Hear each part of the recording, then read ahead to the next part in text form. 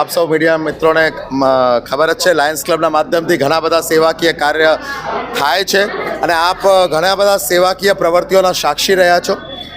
અમે વોટર કુલરની વાત હોય જે અમે 100 વોટર કુલર આપી રહ્યા હોય, મેડિકલ કેમ્પની વાત હોય, CPR ટ્રેનિંગની વાત હોય, યુથ એમ્પાવરમેન્ટનો હમણાં મોટો પ્રોગ્રામ કર્યો સ્ટાર્ટઅપનો, એવા ઘણા બધા કાર્યક્રમ સેવાકીય લાયન્સ ક્લબના માધ્યમથી થાય છે।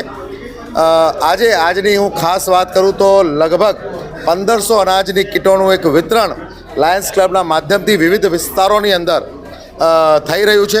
કાલે પણ અમે APMC માર્કેટ સયાજીપુરા ખાતે અનાજની કીટોનું વિતરણ કર્યું। આજે પણ અહીંયા કાછિયા પટેલવાડી ત્યાં લગભગ 200 લાભાર્થીઓને અમે અહીંયા કીટ આપી રહ્યા છે। એક અનાજની કીટની અંદર લગભગ એક પરિવારનું 4 વ્યક્તિઓના એક પરિવારનું 15 દિવસ 1 મહિના ગુજરાન ચાલી શકે એવી અમે કીટ આપી રહ્યા છે, જેની અંદર લગભગ 15 કિલોની આખી સામગ્રી છે। 5 કિલો લોટ છે, 2.5 કિલો ચાવલ છે, દાળ છે, મગ છે, કઠોળ ચણા છે, તેલ, ગોળ, ઘી, મસાલા, એ બધું કીટ થઈને અને એવા લોકો જેને ખરેખર એની જરૂર છે એવા લાભાર્થીઓ અમે સિલેક્ટ કર્યા છે અને એમને અહીંયા આપવામાં આવી રહ્યું છે।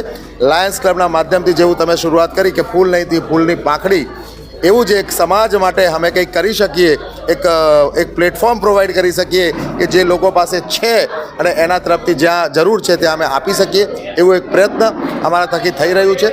મારી સાથે ખાસ અમારા LCIF કોર્ડિનેટર જે અમારી પાસે ઇન્ટરનેશનલમાંથી આના માટે ગ્રાન્ટ આવે છે એનું જે આખું જવાબદારી જેમની પાસે છે એવા 5 મલ્ટિપલ કાઉન્સિલ ચેરમેન પરિમલભાઈ છે।